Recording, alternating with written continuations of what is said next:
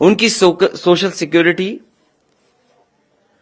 और इतनी सेवा के बाद उनके सम्मान के लिए, और जब उम्र ज्यादा हो रही, क्योंकि इधर उम्र भी, लाइफ एक्सपेक्टेंसी बढ़ी है, उम्र बहुत हो जाती है, तो उनके लिए जो सपोर्ट होना चाहिए, सपोर्ट के लिए, उनके रिस्पेक्ट के लिए और सोशल सिक्योरिटी के लिए समाजवादी पार्टी ने फैसला लिया है कि पुरानी पेंशन व्यवस्था की बहाली होगी जब समाजवादी सरकार उत्तर प्रदेश में बनेगी।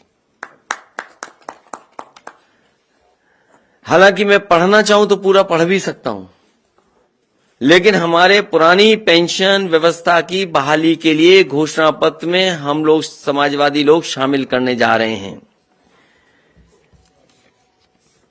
उत्तर प्रदेश के सरकारी सेवा में नियुक्त शिक्षक, कर्मचारी एवं अधिकारियों को सेवानिवृत्त होने पर जीवन यापन के लिए मासिक पेंशन दी जाती थी। इससे सेवा निवृत्त कर्मचारियों को आर्थिक सुरक्षा प्रदान होती थी।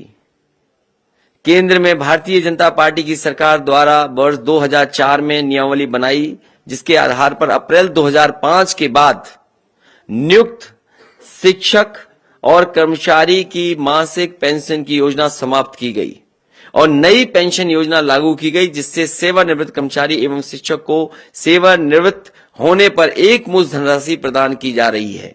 इसके लिए 10% धनराशि कर्मचारी देता है और 14% सरकार देती है, और इस पैसे को शेयर मार्केट में लगाया जाता है, जिससे इस व्यवस्था की विश्वसनीयता पर प्रश्न लगता है।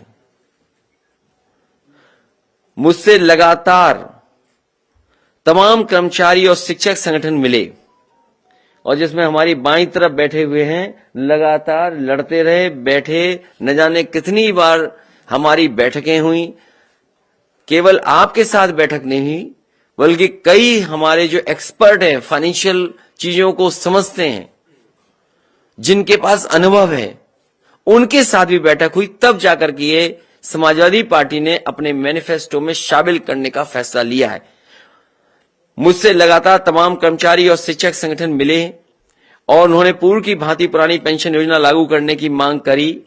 इन लोगों ने लगातार आंदोलन और धरना प्रदर्शन किया, लेकिन इस कर्मचारी विरोधी सरकार ने इनकी बात नहीं सुनी। कमेटी भी बनाई, आश्वासन भी दिया, लेकिन इनकी बात इस सरकार भारतीय जनता पार्टी ने नहीं सुनी। मैं आज ये घोषणा करता हूं कि मेरी सरकार, समाजवादी सरकार बनते ही पुरानी पेंशन व्यवस्था बहाल कर दी जाएगी। इसमें जो भी धनराशि की आवश्यकता होगी उसकी व्यवस्था कर ली जाएगी। मैंने इस संबंध में कर्मचारी और वित्त विशेषज्ञों से वार्ता कर ली है।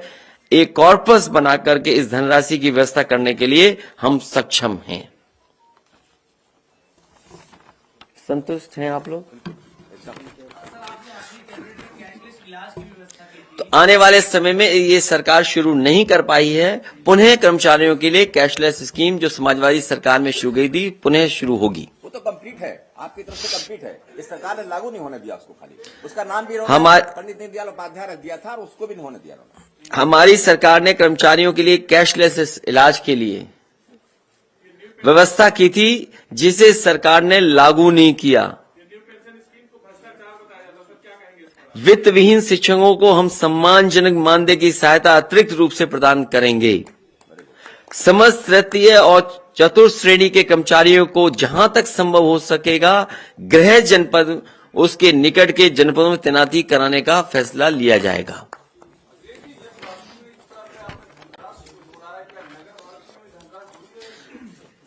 बहुत छोटा सवाल पूछ रहे हो इतनी बड़ी योजना के सामने। सबसे बड़ा फैसला समाजवादी पार्टी का जो घोषणा पत्र में शामिल होने जा रहा है, पुरानी पेंशन योजना को बहाल किया जाएगा। बहुत बड़ा फैसला है।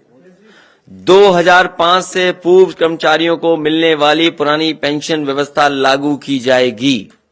उसके लिए किस तरीके से लागू होगी, फाइनेंशियल एक्सपर्ट जो जानकार लोग हैं उनसे राय मशवरा किया गया है। किस तरीके से कॉर्पस फंड क्रिएट किया जाएगा उसका भी इंतजाम समाजवादी सरकार में होगा।